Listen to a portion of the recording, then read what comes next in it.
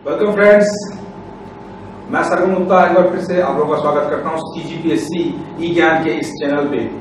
और अभी हमारा CGPSC ई ज्ञान का यह सीरीज केमिस्ट्री पर चल रहा है और पिछले कई क्लास से मैं आपको रसायन पढ़ा रहा हूं, केमिस्ट्री पढ़ा रहा हूं।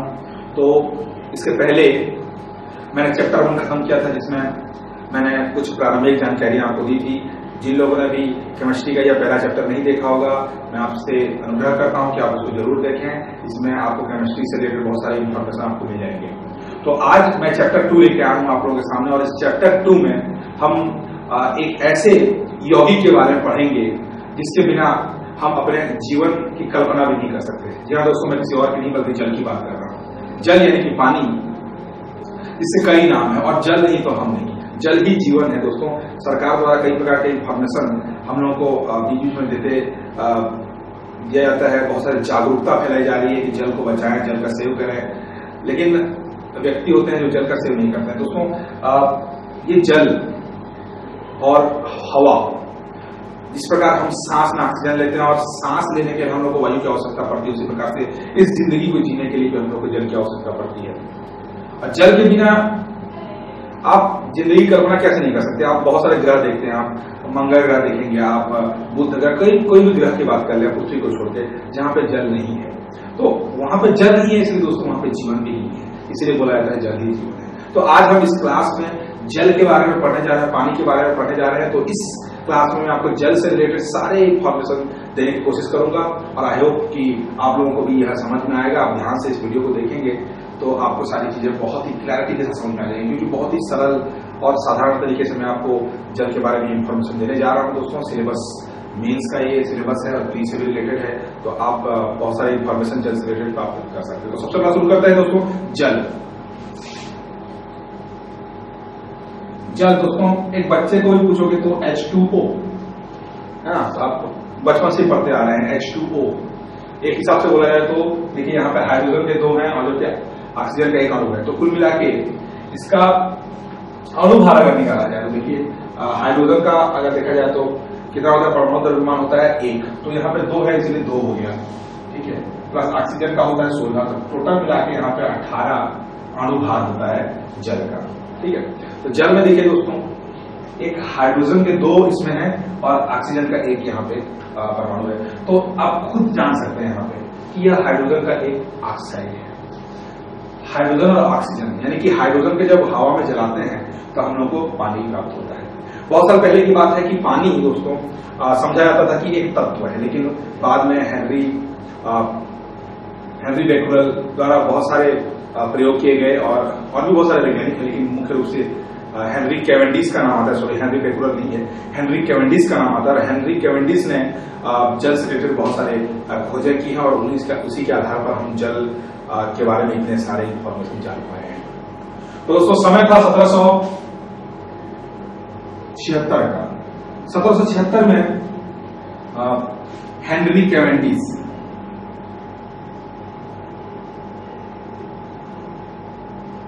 ये देखिए, ये नाम आप याद रखना है कि 1776 का समय था। हेनरी कैवेंडिश ने सबसे पहले हाइड्रोजन की खोज की थी दोस्तों। हाइड्रोजन का ऑक्साइड है, तो उसके लिए हम लोग को जल को समझने के लिए उसके पहले हम लोग को हाइड्रोजन को जानने की जरूरत है। तो हेनरी कैवेंडिश ने 1776 में हाइड्रोजन की खोज की थी। हाइड्रोजन,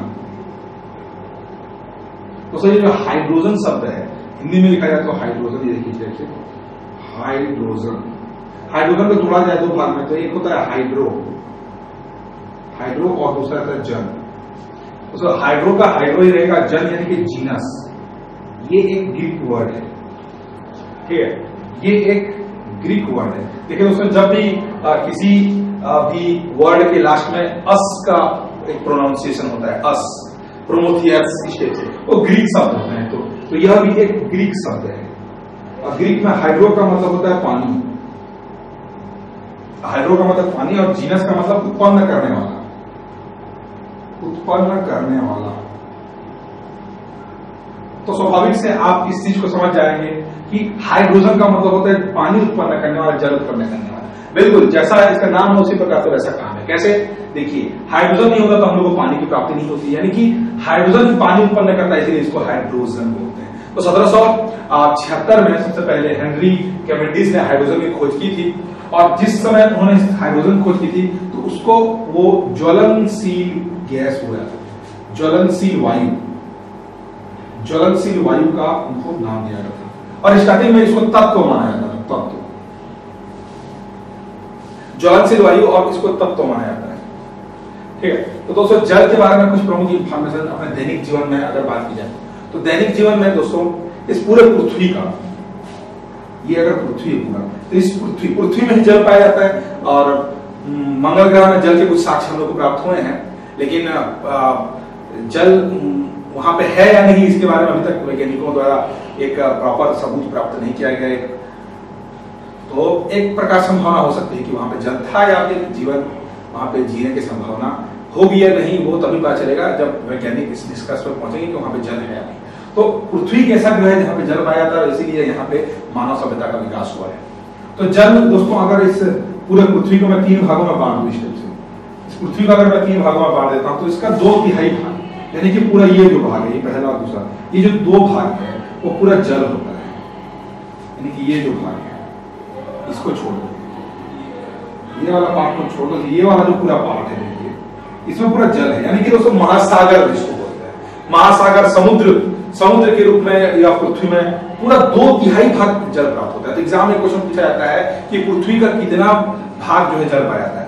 प्रतिशत के रूप में बात किया जाए तो बहुत सारे क्वेश्चन एग्जाम पूछे जाते हैं कि पृथ्वी का कितना प्रतिशत भाग में जल पाया जाता है, तब आपको बहुत सारे ऑप्शन दिए रहेंगे, उसमें आपको चूज करना है कि 75% भाग, पृथ्वी का 75% भाग, यानी कि पृथ्वी को, ये देखिए 100 में से 75% पानी है, कि सिर्फ 25% पे भूमि है जहां पे हम लोग निवास करते हैं। तो सोच सकते हैं आप कि पानी की ताकत कितनी ज्यादा हो सकती है। अगर यह 75% पानी अगर इस 25% में घुस जाए तो हमारा जीवन का अंत हो जाएगा। तो आप इस चीज से पता लगा सकते हैं कि 75% कितना ज्यादा, शून्य में कितना ज्यादा है, सोच सकते हैं पानी कितना ज्यादा है। फिर भी हम लोग को पानी की कितनी ज्यादा कमी है, आगे के वीडियो में बताऊंगा पानी कितनी ज्यादा कमी हम लोग को क्यों है। तो 75%। मानव शरीर की बात करते हैं, मानव शरीर की अगर बात की जाए तो दोस्तों हमारा मानव शरीर है, आप जितना भी वजन के होंगे, तो इस हमारे इस शरीर में क्या क्या है, मांस है, हमारे शरीर में मांस है, चर्बी है, और बहुत सारे पदार्थ इसमें पाए जाते हैं। लेकिन इसमें सबसे ज्यादा क्या पाया जाता है, तो जल इसमें 70%, ठीक है दोस्तों, 70%, यानी कि 100 में 70% तो पानी ही है। यानी कि आपका वजन जितना भी हो, 100 हो, 200, 500, 1 क्विंटल, 2 क्विंटल या 1 टन भी क्यों हो आपका, तो उसका आप 70% पानी ही जोड़ लीजिए, यानी कि बाकी जो 30% है उसी में आपका मांस, हड्डी वड्डी जो भी है। तो आपको क्लियरिटी के साथ समझ में आ रही होंगी ये चीजें, ठीक है। तो 75% आपको याद रखना है, जो पृथ्वी का 75% भाग है, और मानव शरीर का 70% भाग जो है वह जल के द्वारा ही बना हुआ है। तो आगे चलते हैं, इस इंफॉर्मेशन को आप नोट कर सकते हैं, अगर आपकी सुविधा के लिए मैं बता रहा हूं इसको। तो स्टार्टिंग में इसको ज्वलनशील वायु कहा जाता था, ज्वलनशील वायु कहा जाता था। तो बाद में हेनरी कैवेंडिश ने ही दोस्तों स्टार्टिंग में पानी को एक तत्व माना जाता था, अब उसको यौगिक माने जाने लगा, क्योंकि यह हाइड्रोजन और ऑक्सीजन के संयोग से ही मिलकर बना होता है। H2O, 2 हाइड्रोजन और ऑक्सीजन के संयोग से मिलता है, यानी कि हाइड्रोजन का एक ऑक्साइड है ये। क्योंकि हाइड्रोजन को जब हम हवा में जलाते हैं तो ऑक्सीजन की उपस्थिति में जब उसको जलाया जाता है तभी जाके हम लोग को जल की प्राप्ति होती है। तो इसका प्रमाण सबसे पहले दिया था हेनरी कैवेंडिश ने, और यह समय था 1781 में। तो 1781 में हेनरी कैवेंडिश ने बताया कि हाइड्रोजन का एक ऑक्साइड होता है जल, और उसी समय इसका जो नाम, जो पहले ज्वलनशील गैस या फिर ज्वलनशील वायु बोला जाता था, अब इसको बोला जाने लगा हाइड्रोजन मोनोऑक्साइड। हाइड्रोजन मोनोऑक्साइड, ये देखिए दोस्तों। तो जल की एक प्रारंभिक इंफॉर्मेशन मैंने आपको दी, आई होप कि सारी इंफॉर्मेशन मैंने आपको दे दी है। कोई भी छूटा है तो आप कमेंट सेक्शन के माध्यम से पूछ सकते हैं। आगे चलते हैं।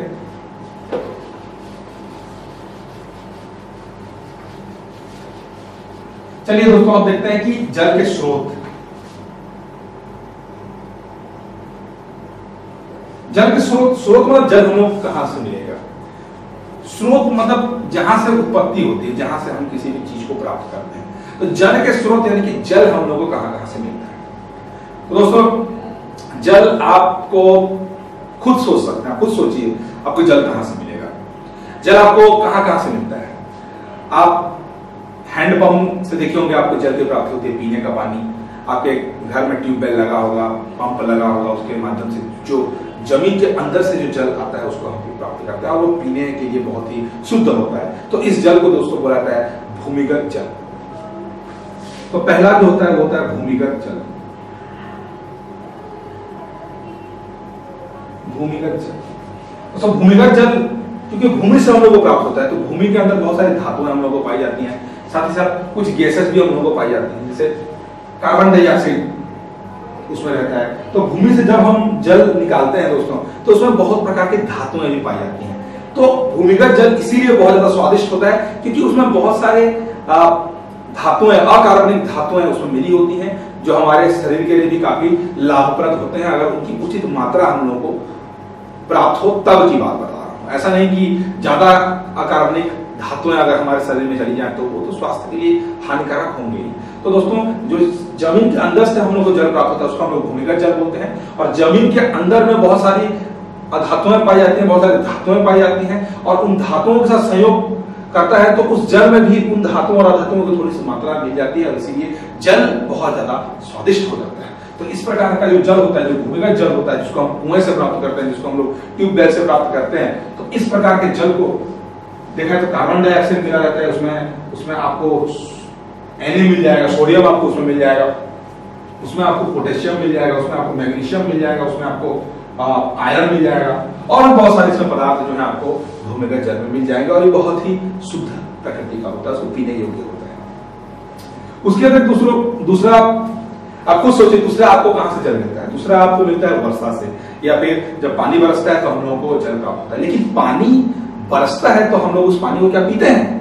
नहीं, शुद्ध करके पिया जा सकता है, लेकिन असलियत में सीधा डायरेक्ट हम उस पानी को नहीं पी सकते क्योंकि वह पानी बहुत ही अशुद्ध होता है। तो उसकी अशुद्धि के पीछे का कारण क्या है दोस्तों? जिस प्रकार भूमिगत जल भूमि के अंदर से निकलता है, इसलिए भूमि में उपस्थित अधातु धातु उसमें मिले रहते हैं। उसी प्रकार से जब वर्षा का जल जो आसमान से गिरता है तो आसमान में जो बहुत सारे गैसेस होंगे वह भी उसमें मिल जाएंगे।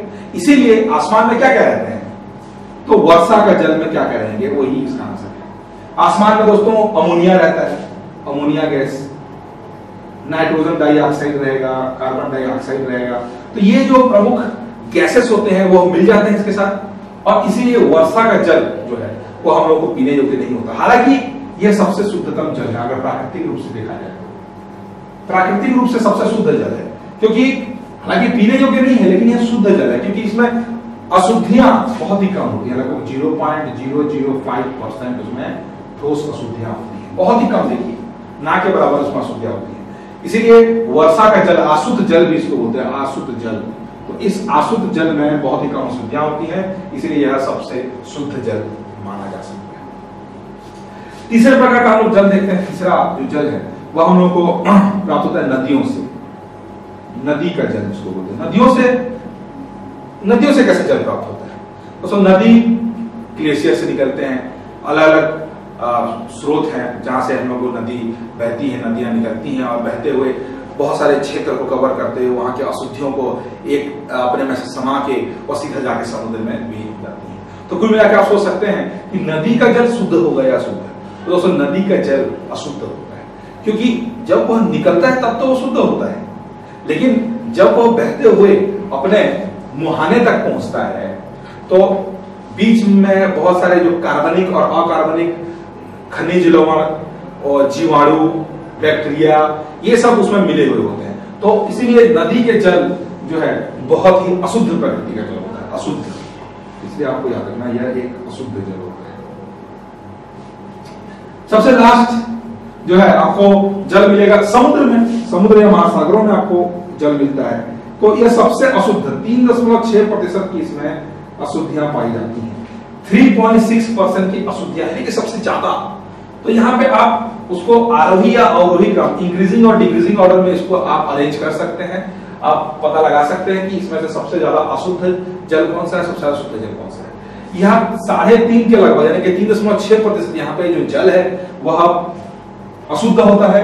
साथ ही साथ इसमें जो सबसे ज्यादा अशुद्धि होती है वह है सोडियम क्लोराइड की, यानी कि नमक आप समुद्र से ही प्राप्त करते हैं जो, इसलिए वह एक प्रकार की अशुद्धि होती है। साथ ही साथ पोटेशियम क्लोराइड उसमें रहेगा, पोटेशियम ब्रोमाइड रहेगा उसमें, पोटेशियम आयोडाइड रहेगा उसमें, है ना, AKI।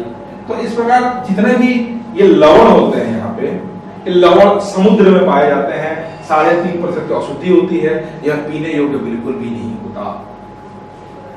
तो इसलिए दोस्तों ये टोटल इससे ज्यादा और कहां पे आपको स्रोत मिलेगा, ठीक है, मतलब बहुत सारे स्रोत हैं। तो मुख्य रूप से ये 4 स्रोत हैं, इन 4 स्रोतों के अलावा मुझे नहीं लगता कि वो कोई और स्रोत है जिसके द्वारा हम लोग पानी प्राप्त करते हैं, ठीक है। तो इन 4 स्रोतों को आपको अच्छे से याद रखना है ताकि ये सब चीजें आप लोगों को आसानी से समझ में आ जाए, ठीक है। तो पीने के पानी की बात करते हैं। पीने का पानी,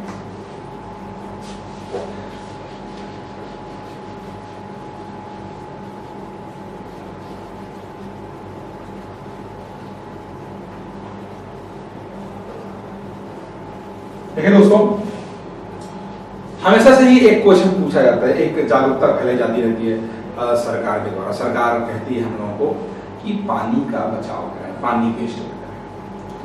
तो एक बच्चा मुझे एक क्वेश्चन पूछता है कि आपने बताया कि जो 75% पानी हमारे पृथ्वी में उपस्थित है, 2/3 अगर 3 भागों में बांटा जाए तो 2/3 मैंने बताया कि पानी ही पानी है, हमारे पृथ्वी तो पानी ही पानी है।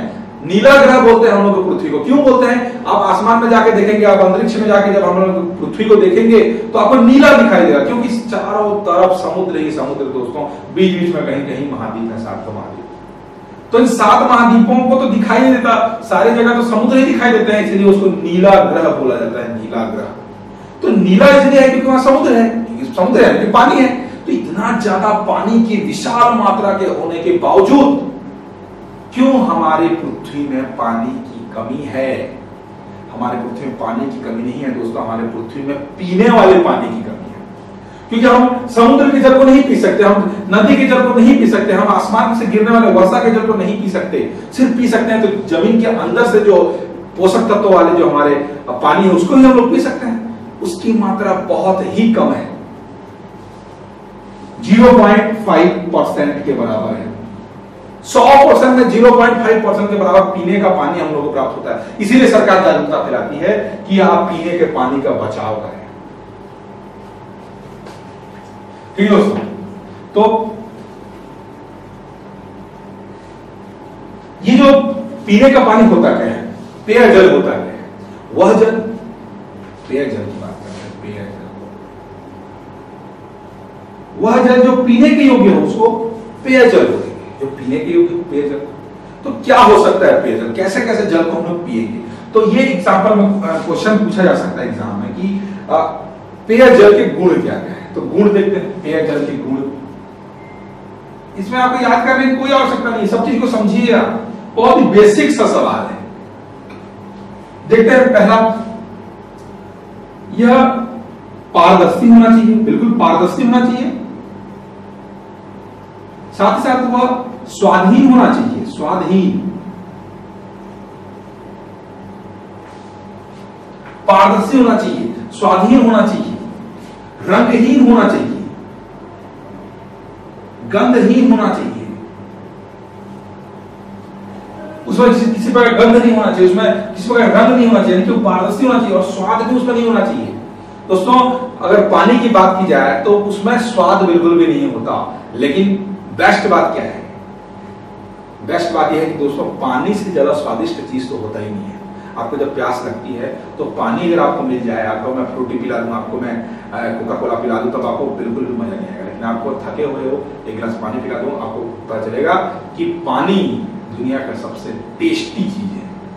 तो पानी पारदर्शी होना चाहिए, पानी स्वादहीन होना चाहिए, रंगहीन होना चाहिए, गंधहीन होना चाहिए, पहला गुण हो गया। दूसरा ये शुद्ध होना चाहिए, शुद्ध होना चाहिए यानी कि स्वच्छ होना चाहिए, शुद्ध व स्वच्छ।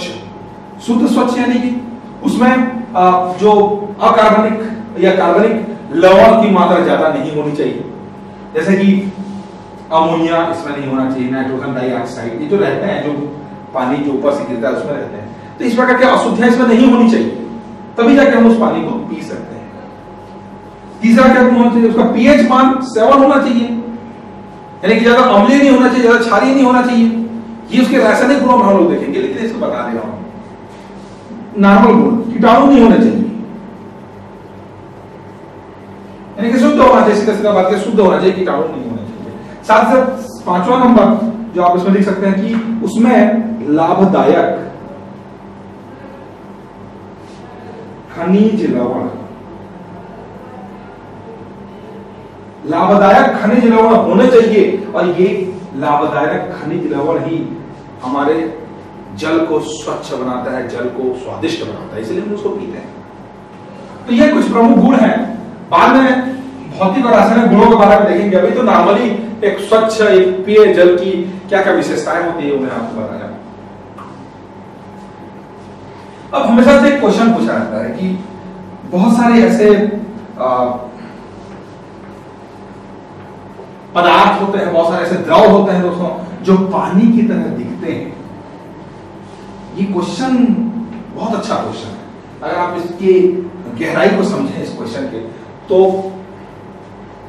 यह है कि बहुत सारे ऐसे द्रव हैं दोस्तों इस संसार में जो द्रव की तरह दिखते हैं, जल की तरह दिखते हैं, लेकिन क्या वो जल है? क्या वो जल है? इसका पता हम कैसे लगाएं? तो ये क्वेश्चन इंटरव्यू में पूछा जाता है कि कोई जल है या नहीं, इस बात का पता कैसे लगाएं? तो उसके लिए दोस्तों हम लोग यूज करते हैं कॉपर सल्फेट। तो इसी ये क्वेश्चन एग्जाम में पूछा जाता है कि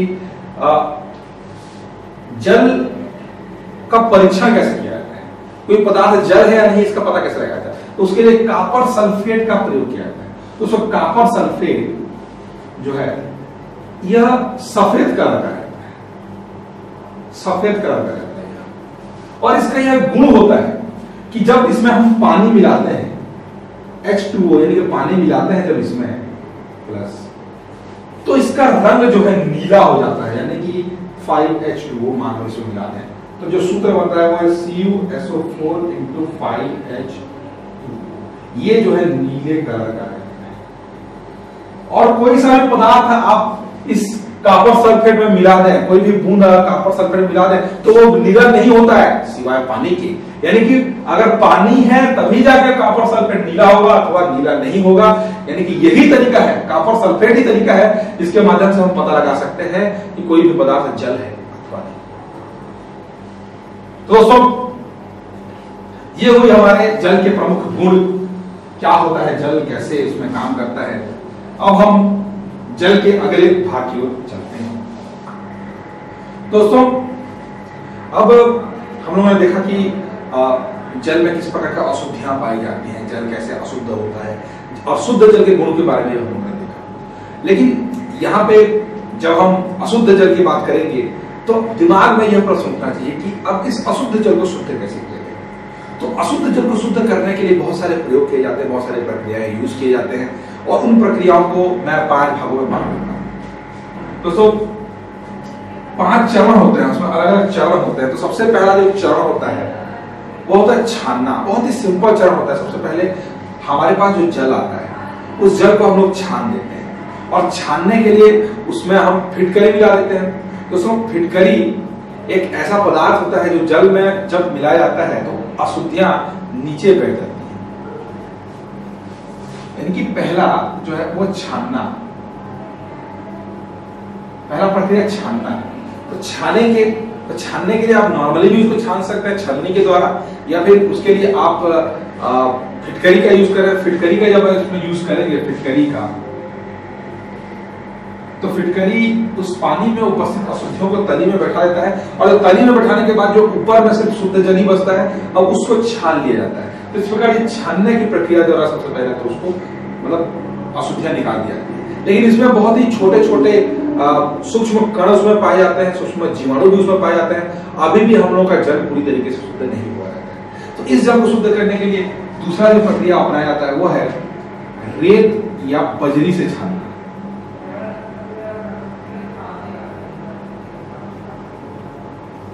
रेत और बजरी से छानना दोस्तों, जब रेत और बजरी का प्रयोग किया जाता है छानने के लिए, तो वह जो छोटे छोटे अशुद्धि होते हैं, चाहे वो कार्बनिक पदार्थ क्यों चाहे अकार्बनिक पदार्थों की, तो इन अशुद्धियों को पूरी तरीके से ये रेत और बजरी अपने में से होने नहीं देते हैं और छान देते हैं। अब इस प्रकार जो हम लोग को जल प्राप्त होता है वह पूरी तरीके से शुद्ध नहीं होता है, क्योंकि उसमें अब छोटे छोटे कण तो नहीं है, परंतु उसमें जीवाणु जरूर है। तो इसे उस जीवाणु को हटाने के लिए हम उसमें ओजोन या फिर क्लोरीन गैस का उपयोग करते हैं। ओजोन और क्लोरीन गैस का प्रयोग करने से जो हानिकारक जीवाणु होते हैं पानी के अंदर में और नष्ट हो जाते हैं और मर जाते हैं, और इस प्रकार हम लोग का जो जल है पूरी तरीके से शुद्ध हो जाता है। तो इस प्रकार ये प्रक्रियाएं अपनाई जाती हैं किसी भी जल को शुद्ध करने के लिए, प्रमुख चरण है। लेकिन उसको दो भाग में, प्रैक्टिकल के आधार पर दो भाग बांटेंगे। तो शहरों में जो बड़े बड़े टंकी बनाए जाते हैं जिसके माध्यम से 1000 घरों को पानी दिया जाता है, 2000 लीटर, 5000, 10,000, 50,000 लीटर तक का जो टंकी बनाया जाता है, उसमें भी जल को शुद्ध करने के लिए एक प्रक्रिया का यूज किया जाता है। साथ साथ घरों में एक बहुत ही सरल प्रक्रिया का यूज किया जाता है, प्रयोगशाला में जल को शुद्ध करने के लिए अलग प्रक्रिया का प्रयोग किया जाता है। तो सबसे पहले आप लोग देखते हैं कि नगरों में या शहरों में बहुत बड़ी मात्रा में जल को शुद्ध करने के लिए कैसी प्रक्रिया अपनाई जाती है। तो उसके लिए सबसे पहला तो इस टाइप से एक पात्र बना लेता हूं मैं। यहां से पानी प्रवेश करेगा, यहां से पानी अंदर प्रवेश करेगा। यहां मैं फिटकरी या फिर कैल्शियम हाइड्रोक्साइड या फिर इसमें मैं KMnO4 जैसी इसमें पदार्थ मिला देता हूं, जिससे इसमें जो हानिकारक पदार्थ होते हैं वो इस फिटकरी या फिर कैल्शियम हाइड्रोक्साइड या फिर पोटेशियम परमैंगनेट की उपस्थिति से तली में बैठ जाएंगे। उसके बाद उसको एक बड़ी टंकी में रखा जाता है। इस प्रकार से इस बड़ी टंकी में ये जितनी भी अशुद्धियां हैं ये नीचे बैठ जाएंगी, क्योंकि इसमें हम लोग ये पदार्थ मिलाए हुए हैं। यहाँ पे से तली बैठ जाएंगी और ऊपर में शुद्ध जल हम लोग को मिलेगा। इस शुद्ध जल को हम पाइप के माध्यम से आगे ले जाएंगे और आगे ले जाने के बाद इसमें हम लोग फिर से एक लेयर बनाते हैं। इसमें हम रेत और बजरी का प्रयोग करते हैं। तो सबसे पहला इसमें बहुत ही छोटे छोटे रेत के कण इसमें मिला देते हैं, छोटे छोटे रेत के कण यहाँ पे मिला देते हैं, रेत के छोटे छोटे कण मिला देते हैं और उसके नीचे हम बड़े बड़े बजरी डाल देते हैं, बजरी के बड़े बड़े कण डाल देते हैं। इससे जो पानी निथर के नीचे आ जाता है, पानी जो है यहाँ से जो छोटे छोटे कण होते हैं वह छन के नीचे आता है और यहाँ पे हम लोग को जो जल प्राप्त होता है, यहाँ पे हम लोग को जो जल प्राप्त होता है वह बहुत ही शुद्ध होता है। उसका इस जल को हम ले जाते हैं दोस्तों और पाइप के माध्यम से इस जल को हम लोग ले जाते हैं यहाँ से, और ले जाने के बाद यहाँ पे एक क्लोरीन गैस या फिर ओजोन गैस का प्रयोग करते हैं। क्लोरीन या फिर ओजोन गैस का प्रयोग करने से जो हानिकारक जीवाणु होते हैं जल के अंदर में, वो हानिकारक जीवाणु नष्ट हो जाते हैं, मर जाते हैं। उसके बाद हम लोग को शुद्ध जल जो प्राप्त होता है उसको हम बड़े बड़े टंकी में यहाँ पे भर देते हैं और इस बड़े टंकी में जो जल है उसको अलग अलग घरों में पहुंचाया जाता है। तो इस प्रकार नगरों में जल को शुद्ध करने के लिए इस प्रकार की एक अरेंजमेंट करने की जरूरत पड़ती है, इस प्रकार की व्यवस्था करने की जरूरत पड़ती है। इसमें छानने की भी प्रक्रिया है, इसमें निथारने की भी प्रक्रिया है और ये जो प्रक्रिया है उसमें इसमें पोटेशियम परमैंगनेट डाल देते हैं, जिससे जो अशुद्धि होते हैं तली में बैठ जाते हैं। इस प्रक्रिया को हम लोग स्कंदन बोलते हैं। तो स्कंदन का भी यहाँ प्रक्रिया, यहाँ रेत और बजरी से छानने की भी प्रक्रिया है, साथ ही साथ यहाँ क्लोरीकरण करने की प्रक्रिया है जिसके माध्यम से हम जल को शुद्ध करते हैं। तो इस प्रकार यह नगरों में जल को शुद्ध करने की प्रक्रिया ऐसे अपनाई जाती है। अब देखते हैं घरों में किस प्रकार यह प्रक्रिया अपनाई जाएगी ताकि जल को शुद्ध कर सकें।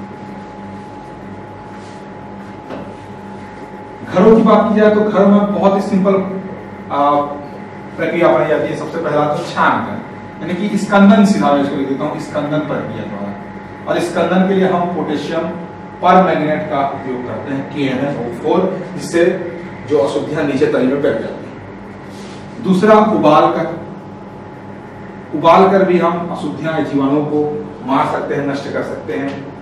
उसके अतिरिक्त तीसरा, हम कैल्शियम हाइड्रोक्साइड का भी उपयोग कर सकते हैं, या फिर फिटकरी का उपयोग कर सकते हैं। हम फिटकरी का भी उपयोग कर सकते हैं।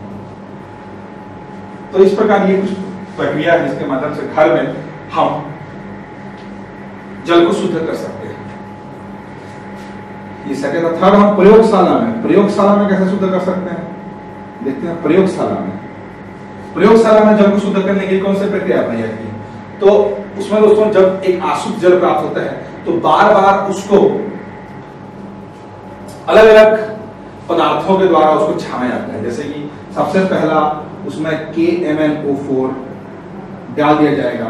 इस प्रकार जो जल हम लोग को प्राप्त होता है उसमें अशुद्ध जल हम लोग को प्राप्त होता है, शुद्ध जल प्राप्त होता है इसमें, क्योंकि जो अशुद्धियां नीचे बैठ जाती हैं तो उसको ऊपर से जो जल प्राप्त होता है उसको छान के निकाल दिया जाता है। और उस जल को एक बार फिर से हम लोग यहाँ पे बेरियम हाइड्रोक्साइड मिला देते हैं। यहाँ पे बेरियम हाइड्रोक्साइड जो है जल को और शुद्ध करने का काम करता है। इस प्रकार हम लोग प्रयोगशाला में सबसे शुद्धतम जल प्राप्त कर सकते हैं, क्योंकि इसमें बार बार अलग अलग पदार्थों के द्वारा छानने की प्रक्रिया का उपयोग किया जा रहा है।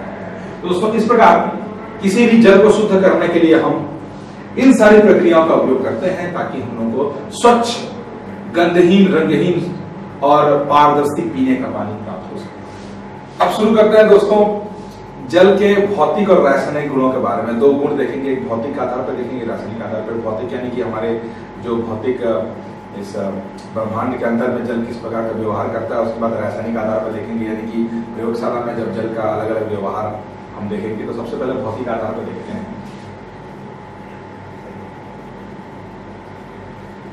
भौतिक गुण, तो 1 by 1 बहुत सारे भौतिक गुण है। उसमें जो महत्वपूर्ण है, जो एग्जाम में पूछे जाते हैं, उस गुणों पर ही हम फोकस करेंगे, बाकी गुणों पे ध्यान नहीं देंगे। तो सबसे पहला जो भौतिक गुण है वो है कि जल को जब हम कमरे के तापमान पर रखते हैं तो जो शुद्ध जल होता है वह रंगहीन होता है, स्वादहीन होता है, गंधहीन होना चाहिए। ठीक है, तो स्वतंत्र अवस्था में देखा जाए तो वह गंधहीन होता है, स्वादहीन होगा, पारदर्शी होगा। ये सिर्फ शुद्ध जल की बात है। ये सबसे पहला भौतिक गुण हो गया। दूसरा भौतिक गुण अपन बोलते हैं कि सामान्य दाब पर। ये सामान्य ताप की स्थिति में, यानी कमरे के ताप पर और गंधहीन होना चाहिए, स्वादहीन होना चाहिए, पारदर्शी होना चाहिए। सामान्य दाब पर, तो सामान्य दाब किसको बोलते हैं? सामान्य दाब यानी कि हम लोग दाब मापी का जब यूज करते हैं तो दाब मापी के लिए हम लोग पारे का दाब मापी का यूज करते हैं। तो पारा में सेंटीमीटर के थ्रू उसमें दाब बताया जाता है। तो पारे का दाब मापी का अगर यूज करेंगे तो 76 सेंटीमीटर अगर उसमें मान अगर आता है तो उसको बोलते हैं सामान्य दाब बोला जाता है। वायुमंडलीय दाब भी उसको बोला जाता है। तो वायुमंडलीय दाब या फिर सामान्य दाब पर क्योंकि 76 सेंटीमीटर पारा यहाँ पे लिखना पड़ेगा आपको। सिर्फ 76 सेंटीमीटर लिखने से काम नहीं चलेगा। अब 76 सेंटीमीटर पारा यहाँ पे यूज करेंगे। तो इस दाब पर ध्यान दीजिए, इस दाब पर, न कि कोई दूसरे दाब पर, इस दाब पर सामान्य जल का हिमांक 0 डिग्री सेंटीग्रेड होता है। हिमांक का मतलब होता है कि अगर 0 डिग्री सेंटीग्रेड तापमान रखा जाए दाब को स्थिर रखकर तो वह बर्फ बन जाता है, वह हिम बन जाता है। हिम यानी कि बर्फ, यानी कि 0 डिग्री सेंटीग्रेड पर बर्फ बनेगा, वह इसका हिमांक हो गया। और 100 डिग्री सेंटीग्रेड पर वह उबलता है, यानी कि वह उसका क्वथनांक होगा।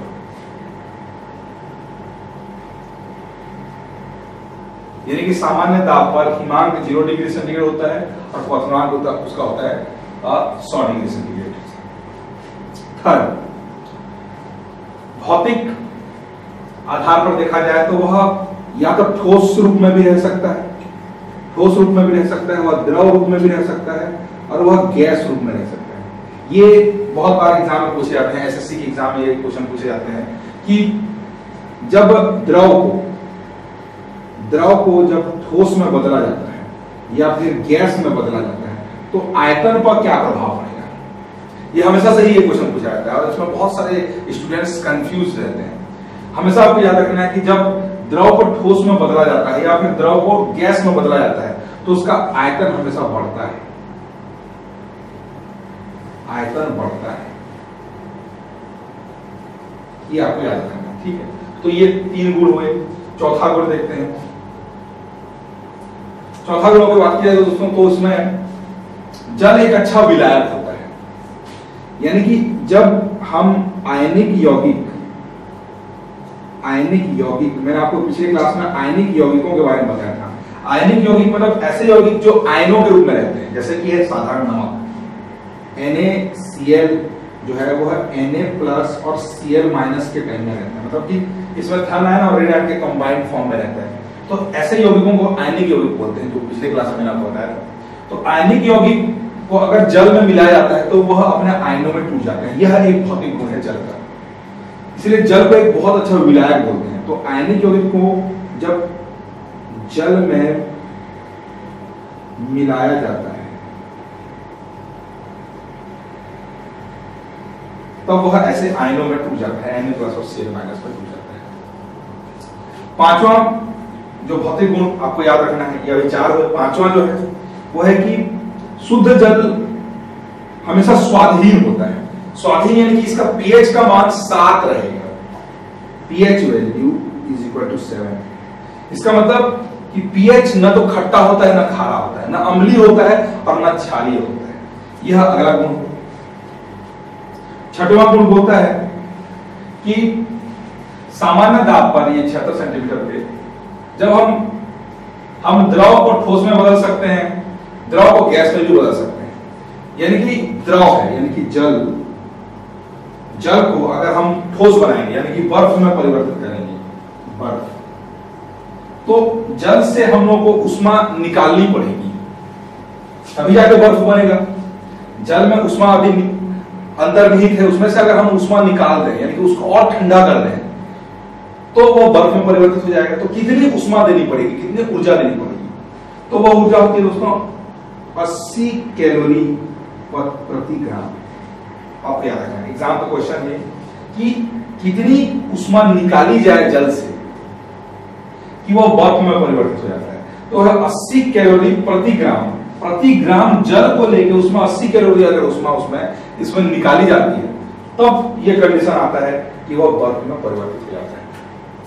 अगर देखते हैं जल, अगर हम जल को भाप में परिवर्तित करना चाहें तब क्या होगा? जल है, भाप में बदलने के लिए उसको उष्मा देनी पड़ेगी, ना कि निकालनी पड़ेगी। बर्फ में कंडीशन में निकालनी पड़ती है, इसमें देनी पड़ती है। तो कितना देना पड़ेगा? तो इसमें होता है 536 कैलोरी प्रति ग्राम। इसमें आपको उष्मा देनी पड़ेगी